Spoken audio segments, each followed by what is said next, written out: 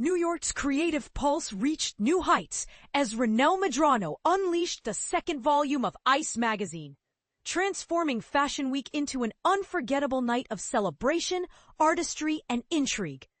If you think magazine launches are typically quiet affairs, think again.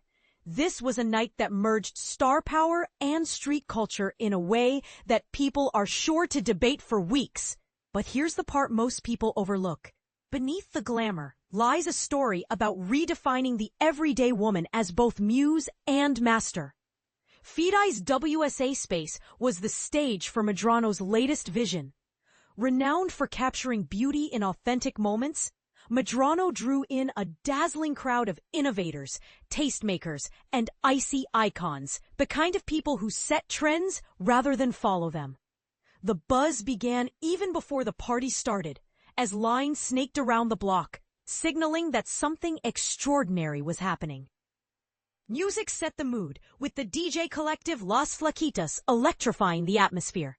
Guests mingled, sipping curated Hennessy cocktails. Think whimsical mixes like the Henny Rita and the X.Presso Martini made exclusively for the evening. Drinks weren't just beverages. They were part of the immersive experience, fueling conversations and sparking new connections. And this is the part most people miss. The transformation of WSA went far beyond typical party decor. Through the visionary work of Something Special Studios and set designer Lauren Nikrooz, the venue became an interactive gallery. Pole dancers performed throughout the night, weaving around art installations to create living, breathing magazine moments. A bold, statement-making choice that blurred the boundary between editorial fantasy and real life. WSA, a relatively new name among NYC event spaces, proved itself as the perfect incubator for culture-defining experiences. The guest list read like a who's who of fashion and music, but underneath the star sightings, there was a unity of purpose.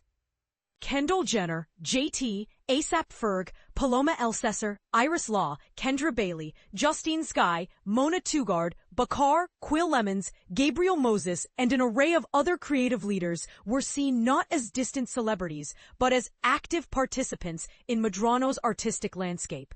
The energy was less about exclusivity and more about belonging. Downtown New York felt like it was Medrano's domain for the night. Let's not forget the heart of it all. Ice Magazine Volume 2 itself. Since its inception last autumn, Ice Magazine has championed the around-the-way girl, challenging the notion that only elite muses define art, and instead giving power to women who shape their culture from the ground up.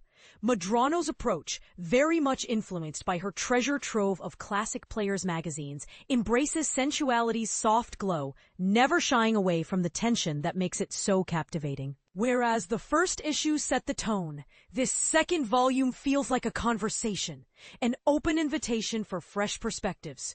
And now, for those who missed out on the party, or simply want to see what all the fuss is about, Ice Magazine Volume 2 can be found at Ice Studios, Dover Street Market across New York, Los Angeles, Paris, and London, at Climax Book New York, and online from Idea Books.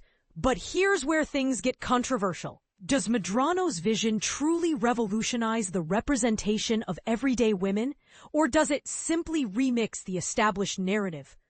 Is downtown's creative heart beating in new directions, or is this just another remix of classic New York magic? Let us know where you stand in the comments. Do you see Ice Magazine's impact as groundbreaking, or more of the same?